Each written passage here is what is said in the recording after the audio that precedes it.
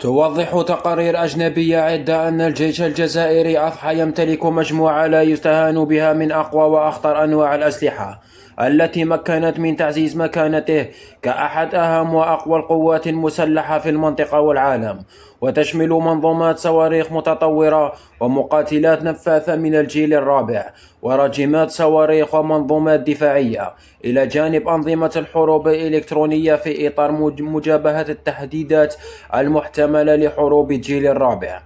منظومات صواريخ إسكندر آي المرعبة. واستعرض الجيش الجزائري لأول مرة سلاحه الهجومي الحديث الذي اقتناه من روسيا، وهو النظام إسكندر آي للصواريخ التكتيكية. ونشر الجيش الجزائري في نوفمبر سنة 2020 مقطع فيديو أظهر استخدام صواريخ إسكندر التكتيكية الحديثة في تدريبات أجراها مؤخرا. وأضافت الصحيفة إن مدى عمل إسكندر بلغ 500 كيلومتر، ويقيمه العسكريون في مختلف البلدان عاليا لسرعته الفائقة ودقته العالية وقدرته على المناورة ومسار تحليقه الذي من الصعب التنبؤ به واستحالة اعتراضه. كما أضافت أن نظام إسكندر الروسي الصنع يعتبر أحدث وأخطر سلاح في إفريقيا، كما أنه يعد من أحدث الأنظمة الهجومية فائقة التكنولوجيا التي اشتراها الجزائر من روسيا، إلى جانب منظومة S-400 للصواريخ المضادة للجو ودبابات T-90 ومنظومة بانيستير للصواريخ والمدافع المضادة للجو والغواصات الحديثة. واعتمد نظام صواريخ إسكندر آم رسميا من قبل الجيش الروسي في عام 2010، وفي الوقت الراهن يعمل فقط مع الجيش الروسي حوالي 20 منها. ومنظومة صاروخ إسكندر تصنع في مجمع الصناعات العسكرية. وثانيا، أسراف مقاتلة سوخوي وميغا النفاثة. وأدرج تقرير موقع ايرو تايم المتخصص شهر جونفي المنصرم أن الجيش الجزائري كأهم وأقوى القوات المسلحة المستخدمة للطائرات الحربية النفاثة بمختلف طرازاتها وفئاتها، بما في ذلك الجيل الرابع والجيل ما قبل الجيل الرابع، مسجلا أن الجيش الجزائري جاء في صدارة الترتيب إفريقيا بالنسبة لعدد المقاتلات النفاثة من فئة الجيل الرابع المتطورة. وأوضح التقرير الذي اطلعت عليه جريدة كاماداستا نيوز الإلكترونية الاقتصادية على محتواه أن القوات الجوية الجزائرية جاءت ضمن أقوى القوات المسلحة في إفريقيا.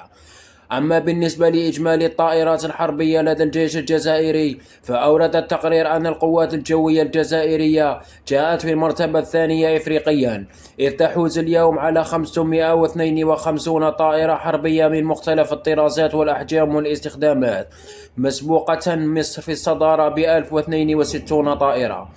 وسبق لمجلة ميليتيري ووتش العسكرية الأمريكية أن كشفت أن سلاح الجو الجزائري يعد ضمن الأقوى في القارة الإفريقية، مرجعة ذلك إلى التكوين المتوازن للقوات الحديثة وترساناتها الكبيرة من الأسلحة. وكشفت عن نقاط قوة سلاح الجو الجزائري أو ما وصفته بالعمود الفقري له، حيث أشارت إلى أن القوات الجوية الجزائرية تضم ما يقارب 45 طائرة مقاتلة من طراز سو 30 كالمعدلة ذات الوزن الثقيل. كما أشارت مجلة ميليتيري ووتش أن الجزائر تنشر أكبر أسطول في إفريقيا من المقاتلات الضاربة مع 36 طائرة من سو 24 منوهة بدورها في التفوق الجوي، و15 سربا من ميغ 25 PDS المعدلة والمطورة في الجزائر. وأشاد تقرير المؤسسات الأبحاث جروب آرمي للصناعات الدفاعية والأمنية ومقرها بلجيكا بقوة أسطول الجزائر من دبابات T-90 القتالية الروسية المتطورة، والتي تتميز بمواصفات وقدرات قتالية عالية، إلى جانب التكنولوجيات والتقنيات المدمجة بها من أجل تسهيل المهام العسكريين وكذا حمايتهم من مختلف المخاطر والاعتداءات المحتملة، مشيرا إلى أن الدبابات القتالية الروسية T-90 أضحت اليوم العمود الفقري للجيش الجزائري. وأوضح التقرير أيضا أن دبابة القتال الرئيسية T-90 هي الآن العمود الفقري للقوات المسلحة الجزائرية بإجمالي 572 دبابة متواجدة في الخدمة، مشيرا إلى أن الجزائر حاليا هي المشغل الوحيد ل T-90 في إفريقيا، بينما القوات المسلحة هي من بين الأكثر قدرة والأفضل تجهيزا في شمال إفريقيا. منظومة صواريخ S-400 الفتاكة. وكشفت تقارير محلية وأجنبية عديدة حيازة الجزائر لأقوى منظومة دفاع جوي في العالم، المتمثلة في منظومة صواريخ S-400 الروسية التي بيعت فقط للجيش الجزائري. وأعلنت وكالة الأنباء الروسية سبوتنيك في عام 2019 عن عقد تسليم منظومة S-400 للجزائر، حيث نشرت المدونة صورا تظهر شاحنات باز مزودة بحاويات صواريخ. والتقطت هذه الصور في ربيع عام 2019 أثناء اختبار النظام الصاروخي الذي تم تسليمه في الجزائر. ولا توجد معلومات رسمية حول تسليم أنظمة صواريخ دفاع جوي روسية من طيارات S-500 إلى الجزائر إلى حد الآن. وكما يمكن أن توفر اعتراضا جويا ضد طائرات الإنذار المبكر وحاملات الصواريخ الاستراتيجية المحمولة جوا، والصواريخ الباليستية التكتيكية والمسرحية، والصواريخ متوسطة المدى. أسلحة الحرب الإلكترونية. تعزز الجيش الجزائري مؤخرا بمنظومة صينية متطورة للحرب الإلكترونية إلى جانب منظومته الروسية من هذا النوع، وفق ما نقله موقع عسكري متخصص. وأفاد موقع من ديفونس المتخصص في الأخبار والتحليلات العسكرية أن الجيش الجزائري تعزز بنظام حرب إلكتروني جديد نهاية العام الماضي، مشيرا إلى أن هذا النظام متكامل في الحرب الإلكترونية أنتجته الشركتين الصينيتين.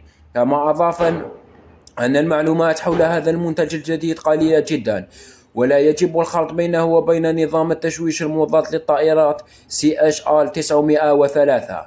ومن مميزات هذه المنظومة الجديدة بحسب ذات المصدر كشف رادارات العدو لمسافة 600 كيلومتر، وتحديد المواقع وتصنيف تحركات العدو على هذه المسافات، وحماية الرادارات والأنظمة المضادة للطائرات من الصواريخ المضادة للإشعاع. كما أنه قادر أيضا على تغطية ترددات الرادار ومنع الاتصالات لمسافة 300 كيلومتر، ومنع العدو في الجو والبحر والبر من استخدام أنظمة تحديد الموقع عبر الأقمار الصناعية لمسافة 300 كيلومتر. وقال في هذا الصدد أن هذا النظام الجديد ليس نظام الحرب الإلكتروني الوحيد الذي يستخدمه الجزائر، بل تجمع بين ترسانة من المعدات الصينية والروسية. إلى جانب ذلك تشير عديد التقارير إلى أن الجزائر تعاقدت مع صانع أسلحة وصناعات فضاء لاقتناء سرب من طائرات بدون طيار. وكشف موقع من الديفونس عن اقتناء الجزائر من الدولة الصينية لطائرات CH-5 بدون طيار مسلحة بصواريخ مضادة للدبابات وقنابل موجهة، مشيرا إلى أن الصين قد سبق لها وأن وفرت طائرات استطلاع بدون طيار للجزائر، بما في ذلك 5 طائرات من طراز CH-3 و5 طائرات من CH-4 في عام 2018. وإنه مع حلول نهاية عام 2022 يترقب أن يتم توفير أسطول من 60 نوعا مختلفا من طائرات بدون طيار للجيش الوطني الشعبي محلية الصنع، وهذا يحتل الجيش الجزائري المركز الثاني إفريقيا والثالث عربيا.